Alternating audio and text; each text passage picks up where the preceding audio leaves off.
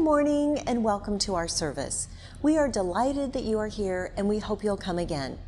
If you would like more information about our congregation, please fill out a visitor form on our website at www.unitytemple.org or stop by the welcome table in the foyer after service. We look forward to helping you connect to our community and getting to know you. Happy holidays.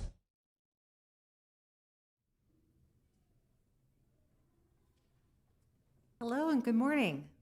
My name is Amanda Cletticott, and I serve on your Board of Trustees. It is my pleasure to welcome you here this morning. If you are here for the first time, thank you for joining us. And we look forward to getting to know you. We invite everyone present who is in the sanctuary today to stay after the services for our in-person community time. And if you are joining us online, there will be a Zoom community time immediately following the service, and you may find the link in the e-beacon, Friday's email, or by sending an email to tlewis@unitytemple.org to request that link.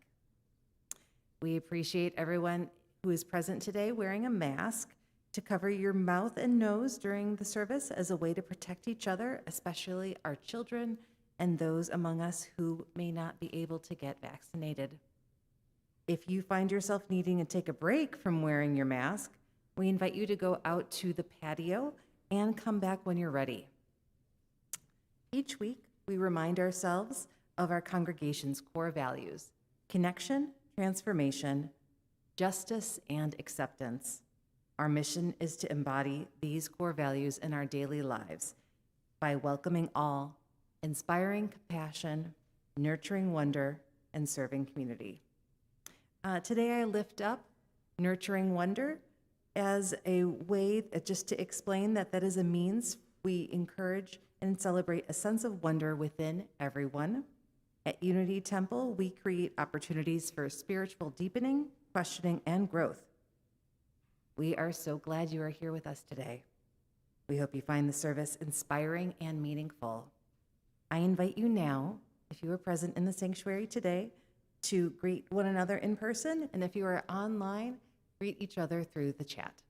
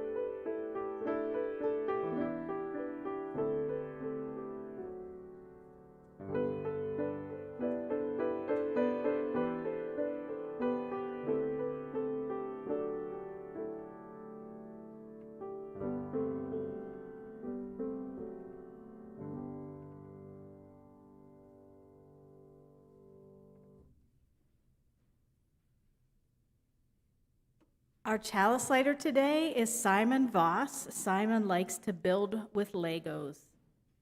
We are Unitarian Universalists. This is the church of the open mind, the loving hearts, and the helping hands. We take care of the planet Earth and other.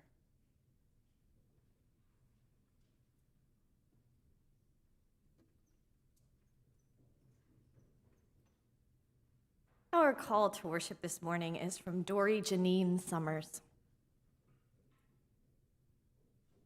How short the daylight hours have now become, how gray the skies, how barren seem the trees.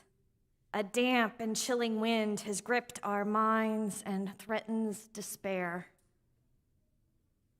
But there is that in us which reaches upwards toward the light and the laughter, bells and carolers, and knows that the old story of religious myth and dream of reborn joy and goodness must be true, because it speaks the truth of older myths, that light returns to balance darkness, that life surges in the evergreen and in us, that babes are hope and saviors of the world, that miracles abound in common things.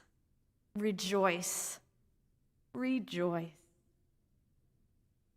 Whoever you are, wherever you are on your life's journey, and wherever you are in the world, you are welcome here. Come, let us worship together.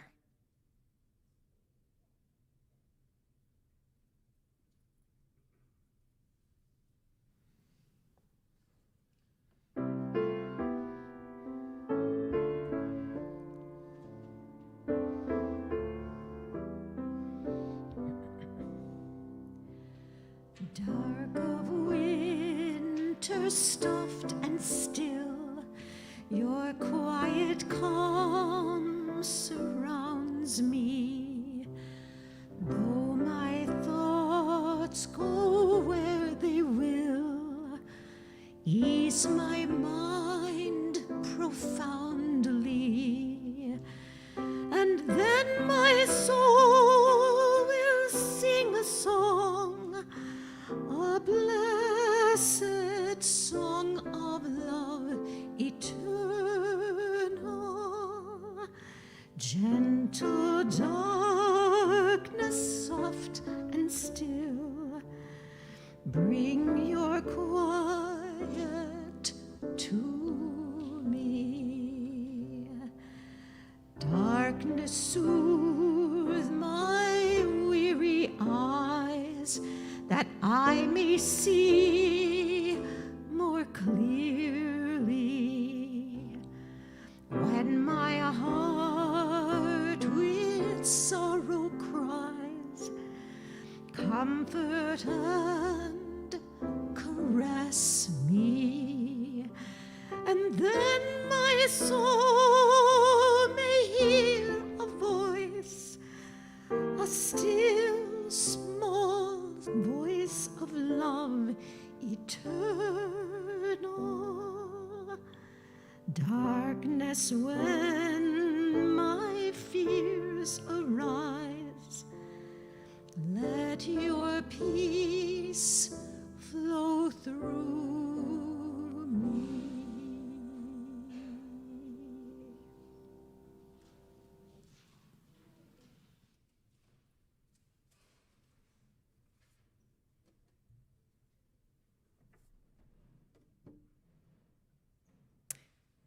Please join me in reciting the words of our covenant. Love is the doctrine of this congregation. The quest for truth is its sacrament, and service is its prayer. To dwell together in peace, to seek knowledge in freedom, to serve humanity in fellowship, to the end that all souls shall grow into harmony with the divine. Thus do we covenant with each other and with God.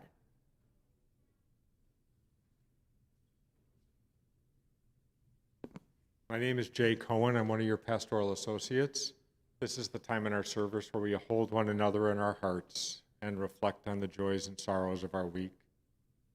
As a community who's committed to inspiring compassion, we really want to remind ourselves that we want to be with each other and sit with one another in times of both joy and sorrow. If you would ever like for anything to be mentioned in this part of the service, feel free to email the pastoral associates, any one of us during the week, or the ministers, and you can always reach us at pastoralassociates@unitytemple.org. The flowers today were provided by Corinne Romine and Michelle Mascaro in honor of the December birthdays of their children, David and Emma. Last night, the Unity Temple Choir gave a fabulous concert. And every attendee was inspired by pride and sheer joy. There was a resounding standing ovation, and it was heard throughout Oak Park. The concert will be repeated this afternoon at 4 p.m. So wherever you are in Oak Park, you'll be hearing the standing ovation again. So we just also want to remind people that if you are coming, to make sure to bring your vaccination card with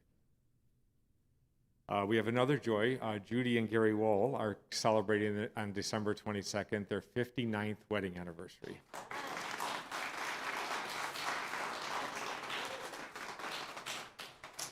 And just as a wonderful little addendum, they have been members of Unity Temple for 58 of those 59 years.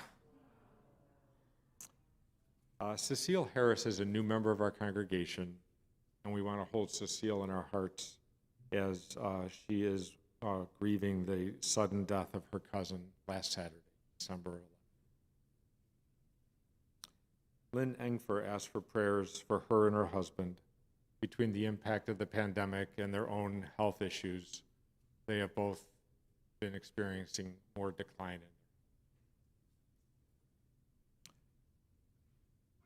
Let us always remember that violence impacts people both within our community and outside of our community.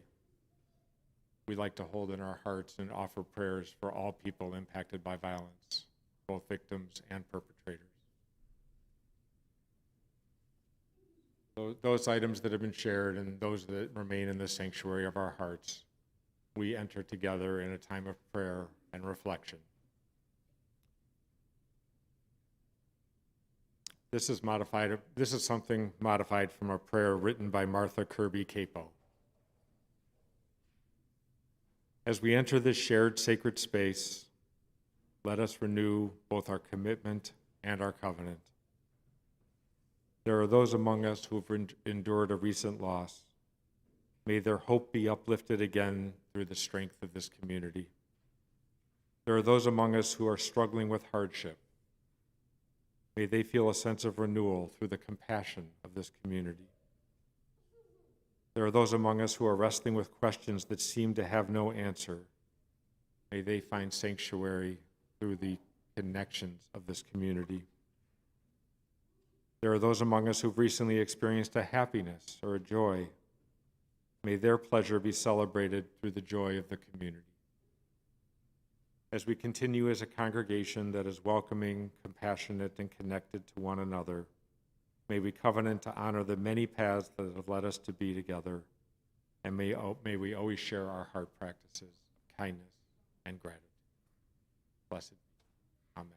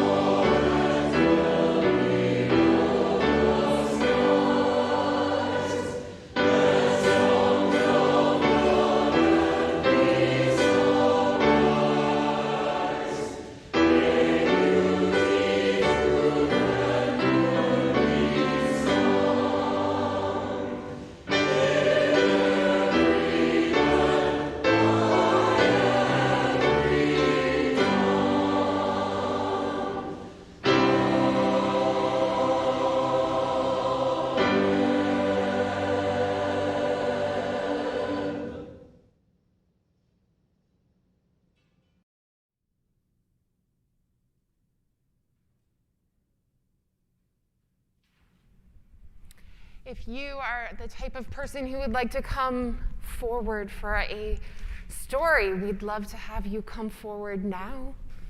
And you can be any age.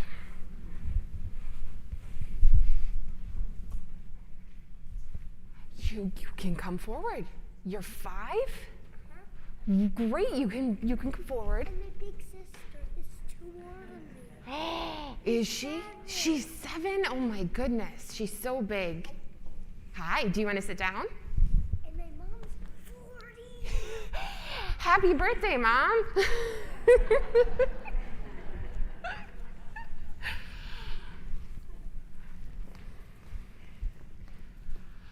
So how many of you like stories? Do you like stories? What do stories do for us? Do they tell us things? They're also fun to hear, right? So today I have a story that's going to tell us a little bit more about our world, because sometimes stories do that, right? Sometimes stories tell us. Nonfiction books. Yes, nonfiction books. You're right, totally. But sometimes even fiction books can tell stories about our world. And the story today that I'm going to tell is a First Nations story. They are the indigenous people that live on this land way before anyone from Europe came or from Africa came. All right? And this is a story that talks about how humans found fire. Like the fire that lights our chalice. Long ago, when human beings were newly come into the world, there were days when we were the happiest of all the creatures. Those were the days when green grass grew fresh in the spring sun with flowers on the trees and on the ground, when in late summer the blueberries would ripen on the bushes, and in the fall, when the goldenrod would pop up and the trees would turn colors. But in the midst of the autumn evenings, when things started getting cold, like right now, the sun grew shorter and it got dark outside. Like it gets dark around here around 4:30, right? And we knew that the winter was moving near. And then humans became fearful and scared. There was fear for the little babies and how to keep them warm, and fear for the older elders so that they could keep warm as well. And many of these people would die, the little babies and the older people, in the cold winter months. So Coyote, like the rest of the animal peoples, had no need for fire. So he seldom concerned himself with it. But one day he was passing by a human village and he heard the women singing the songs of sadness for the people that they had lost in the winter. And it made Coyote sad. So one of the men in the village said, "See how we have the sun on our backs right now? Feel how it warms the earth. See how it makes the stones hot to the touch. If only we could have a small piece of that sunshine in our teepees every single day during the winter." So Coyote overheard this, and he felt sorry for the people. And he also felt like there was something he could do about it, because he knew of 3 beings who lived on a big mountaintop who tended a fire. And he thought he might be able to get some of that fire. So he crept to the mountaintop and watched how those beings attended the fire, how they guarded that fire. And so he decided to ask the other animal peoples for help.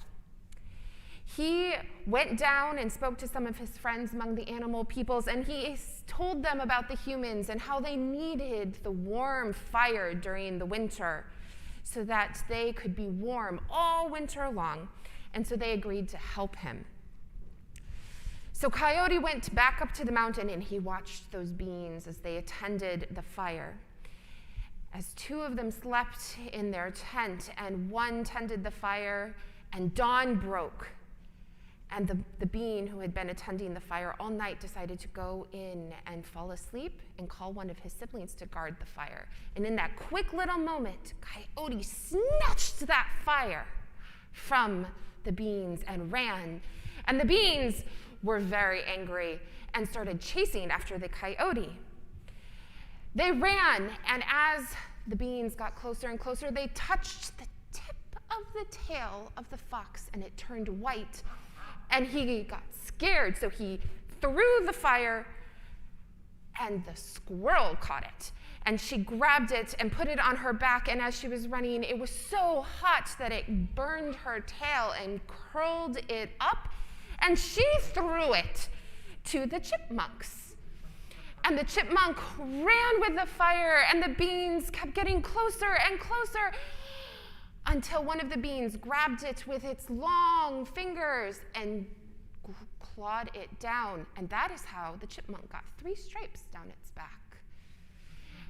The chipmunk didn't know what to do, so it threw the fire to the wood, and the wood swallowed it.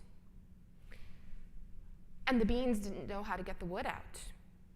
And so they ran all around the wood tree, and they tried to claw at it and tried to get the fire out of it, but they couldn't. They didn't know how to get the fire out of the wood. And so they gave up, and they went back to the mountain. But you know what? Coyote was smart, and Coyote knew how to get the fire out of the wood. And so he grabbed some wood, and he took it to the humans, and he showed them. He showed them how to get wood out of the fire by twisting it and striking it with their knives. And the wood gave up the fire, and it kept the people warm all through the cold winter months. And that is how humans got fire. Are you ready to go to a time for all ages? We've got a special activity just for you. Shall we go?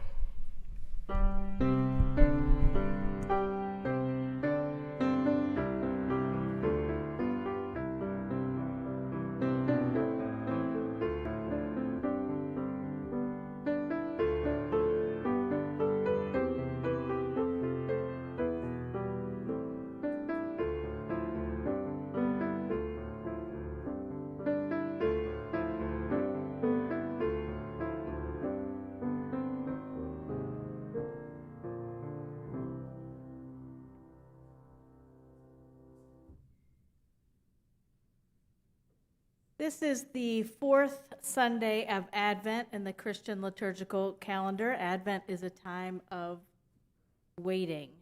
We light Advent candles as part of our own Unitarian Universalist history and heritage as we acknowledge our own waiting.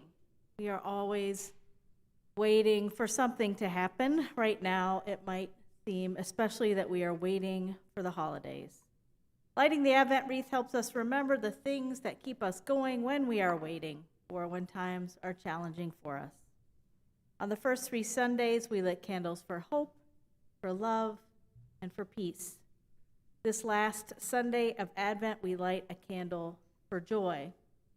Last night, our block, like many other blocks around here, put out luminaria, bags with candles in them, out on our sidewalks. And it felt so joyful to look out and to walk around those beautiful lights. There were neighbors greeting each other and talking, and that felt joyful too. As we light this candle for joy, I hope you can think of some of the small joys that help lift your spirit and your heart.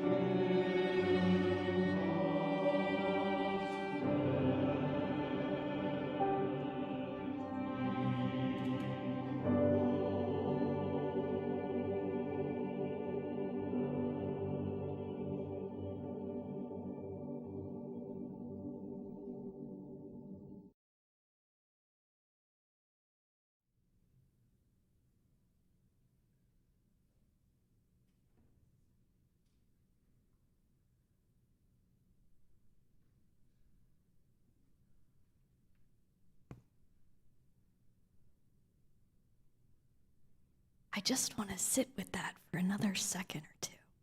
Isn't that lovely? Yes.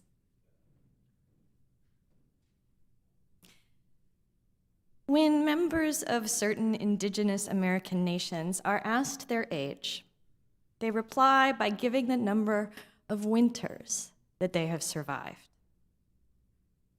Back before food preservation, mass production, and high-speed travel made it possible to have fresh food through the year, the end of winter presented a problem as food often got quite scarce. In addition to their worries about sustenance, people feared disease and hypothermia. One had to respect the weather, for it was truly a giver and taker of life.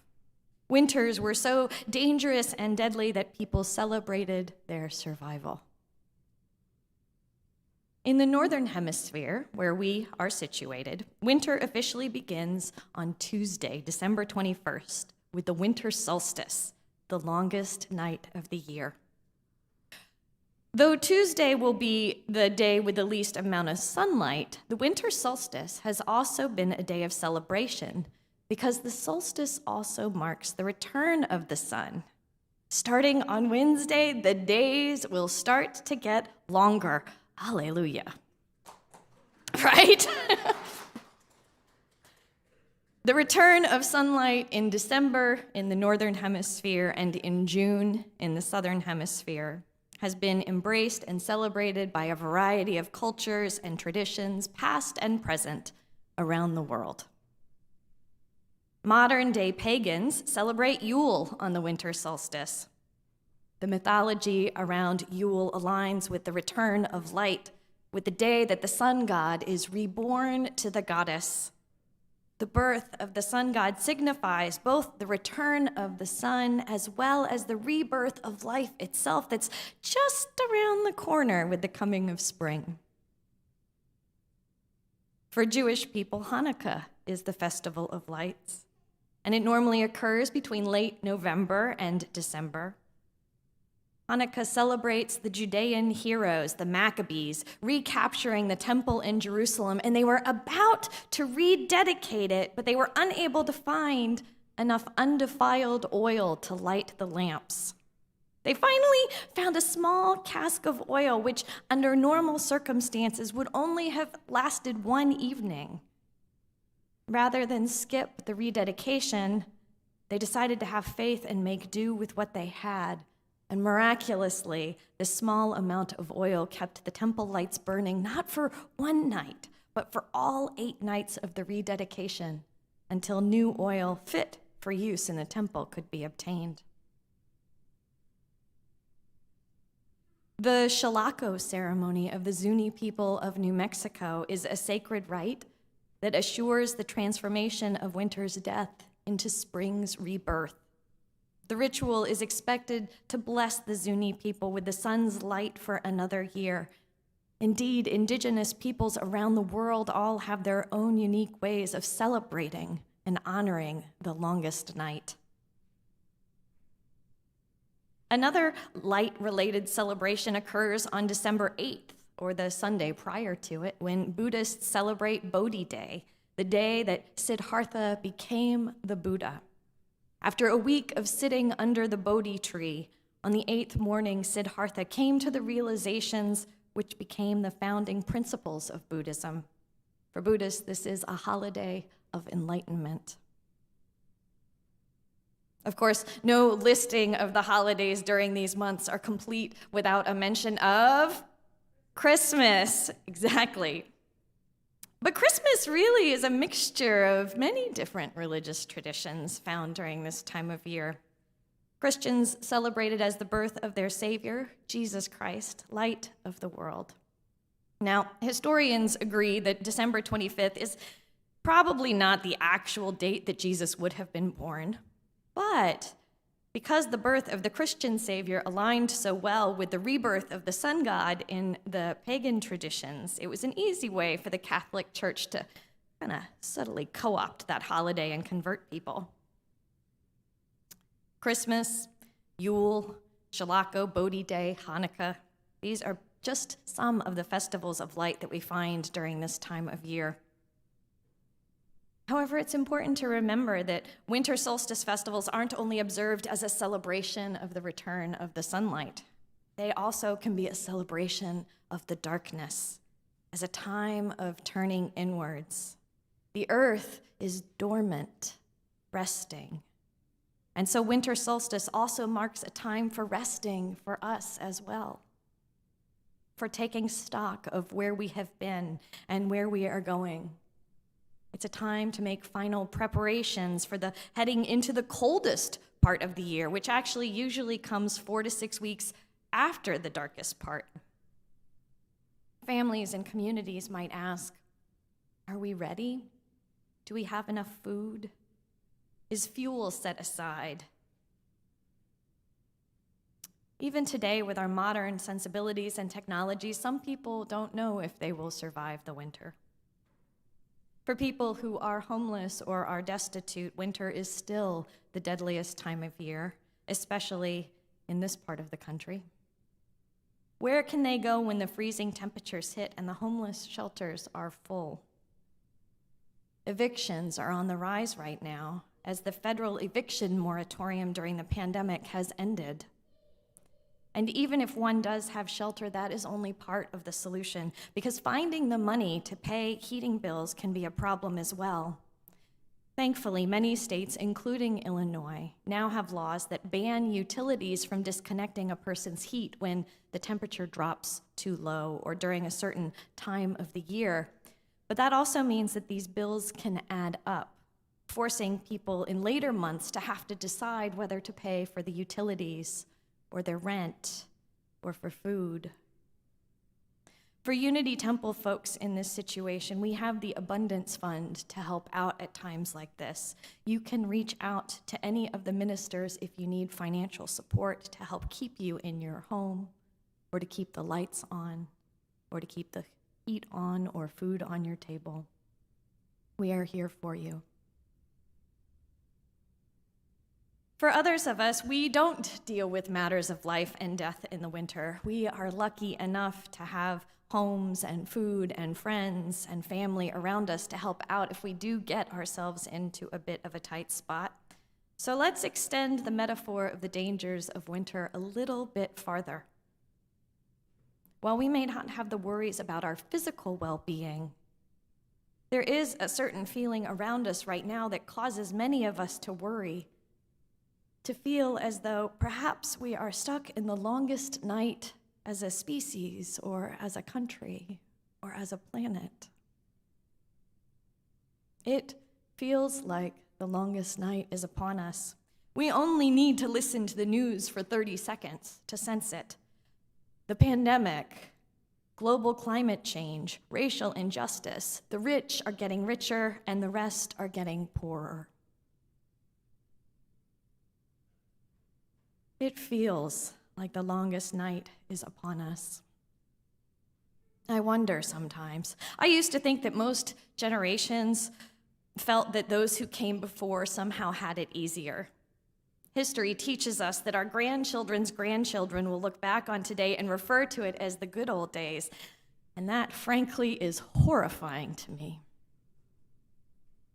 The revolving cycle of civilization seems to have placed us at a low point right now, where it seems as though we will either collapse as Rome did or somehow find a way to adapt and flourish. It feels like the longest night is upon us. It doesn't really matter if these actually are the worst times in history, as some people think. What matters is that we see so much pain and so much suffering, so much hatred in our lives and in the world around us. Winter urges us to turn inwards, to cocoon ourselves in our own little worlds rather than to even dare look out at the big, scary, pain-filled world that lies just past the edges of our bed. So often we just want to pull the covers over our heads. It feels like the longest night is upon us. Will the sunlight return? If this is the winter of civilization, will the glorious rebirth of spring occur, or will we not survive? Where is there room for hope in a world that is filled with so much despair and sorrow? What is it that gives us hope and enables us to keep going even through this longest night? I once asked these questions to the high school youth group at a congregation where I was a member. I asked them where they found hope in the really rough times. I remembered that the hardest, bleakest times of my life had been when I was a teenager, when I was their age. During my junior year in high school, I was plagued by clinical depression that left me suicidal and in a state of despair. I remember climbing out on the roof of my house late at night, blaring the saddest music on my headphones, crying and rocking. I had no hope. While listening to these Unitarian Universalist teenagers share where they found hope, I was very pleased to discover that each one of them already had more productive ways of coping than I had developed at their age. Although some of their answers differed, each one mentioned that they absolutely require friends and family in order to make it through the rough times. Each one of them knew that the bleak times would be much bleaker without close friends to lean on, to talk to spew at if that was what was needed. Most of us don't do well when we're isolated. That is one reason this pandemic has been so very, very difficult. We find warmth and hope in our relationships with one another. We find strength with one another. Alone, we are easily broken, but together we are strong. Some of the youth also found hope in knowing that this too shall pass, in thinking about the good times in the past and believing that they would someday be in a place of good times again.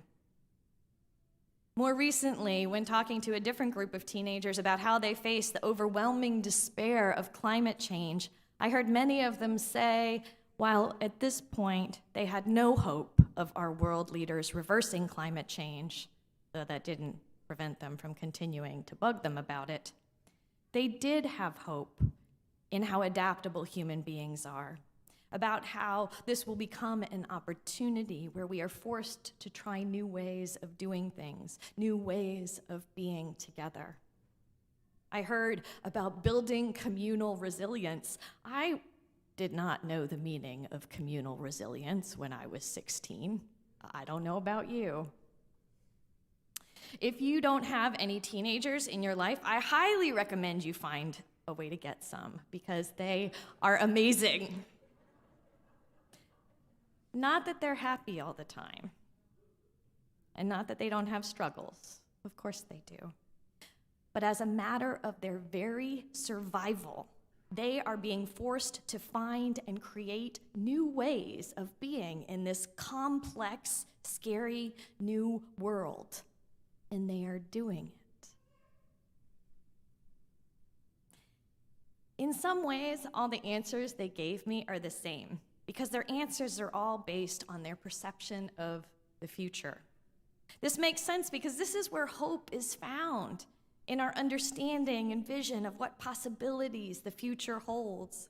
When we are hopeful, we believe that the future is pregnant with potential, even if we don't live to see it ourselves. But healthy hope is not unrealistic. Hope doesn't function as an opiate that causes us to deny reality. Instead, it provides us the courage to face whatever chaos or trauma that life throws at us, taking breaks along the way as we need to.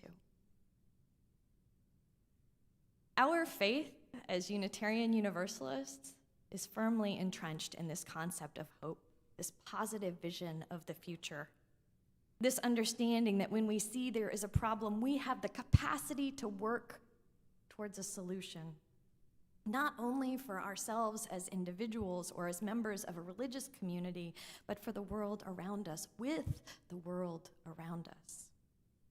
Our principles call us to work to create a better future by being involved with each other and in the world in which we live. The eighth principle, which Unity Temple is learning about and exploring right now, is perhaps the most hope-filled one, encouraging us to journey towards spiritual wholeness by working to build a diverse, multicultural, beloved community. A beloved community that dismantles racism and other oppressions in ourselves and in our institutions. That is a vision of hope. In addition to our principles, the sources from which we draw illustrate how we feed our spirits as we do this work. The sources call us to experience, to be challenged, to rely on, to respond, and to heed, and not least of which, to celebrate. If you are unfamiliar with the Unitarian Universalist principles and sources, they are found in your hymnals and on the Unity Temple website under About Us. Our faith understands that in order for us to have a positive vision of the future, we need to be involved in that future, that it is our job to help plant trees, even though we may not live to sit under their shade. Our faith understands that we need to support and draw support from each other. We understand that each one of us may find that life has a different meaning, and that's okay. But we each must have something that we can lean on in the bleakest times, something that feeds our spirits and gives us hope.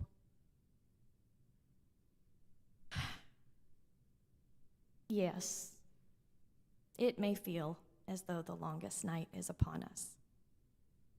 Civilization as we know it may be crumbling around us, but we have to have hope. And we must let that hope become embodied in how we live our lives.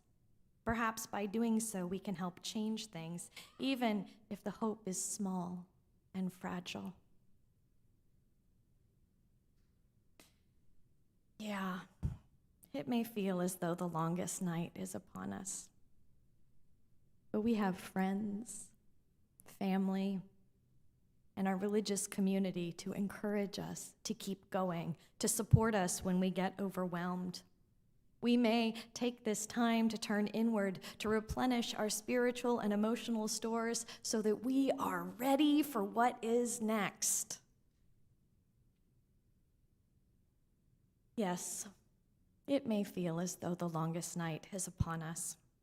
But just as winter is only a season in the cycle of life, so too can we have hope that this winter, as hard, as long, as damaging as it may be, won't last forever.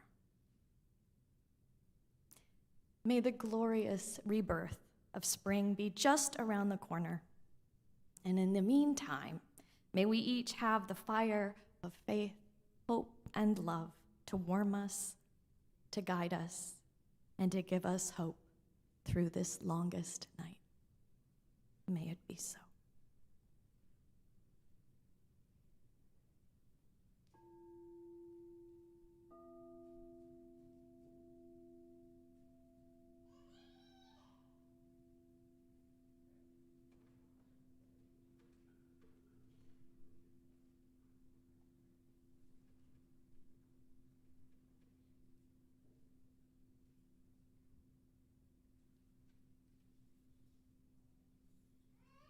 Good morning. Every week, Unity Temple has its offering, and that offering this week is going to Housing Forward. I'm Pat Heron, 5-year member here at Unity, and a 5-year board member at Housing Forward. Housing Forward has a long relationship with Unity Temple, from its founding, the leadership, and literally thousands of volunteer hours and generosity that this congregation has provided to Housing Forward. The mission of Housing Forward is to basically end homelessness. We do that through prevention, crisis intervention, and then hooking up people with long-term solutions to housing. It's been the organization that's focused on that here, and many of you know people who've either been involved with or touched by the services that they provide. If you choose to give a donation today, there's a box down here, check or cash, or you can send a check to the Unity Temple office with Housing Forward in the memo line, or follow the QR code on the screen. And I'd encourage you to go to the housingforward.org website. Brand new, lots of great information, and thank you.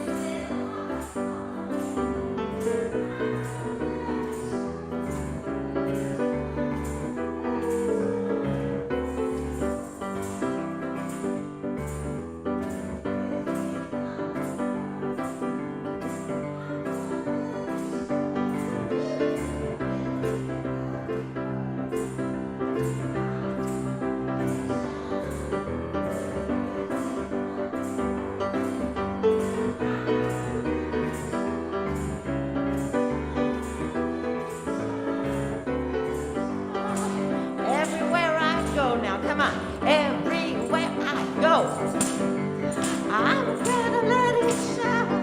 Ooh, everywhere I go. I'm gonna let it shine. Everywhere I go. Yep. And I'm gonna let it shine. Let it shine. Let it shine. Let it shine.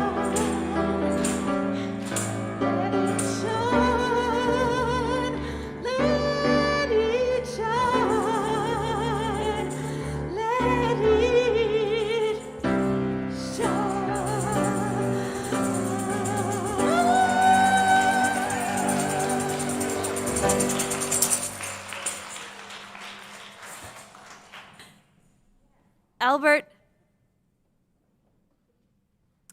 Albert Schweitzer famously observed that at times our own light goes out and is rekindled by a spark from another person.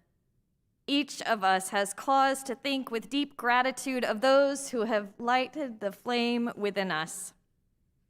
Beloveds, let your light shine on this longest night. And if your light is sputtering, may it be rekindled by someone else's. Blessed be.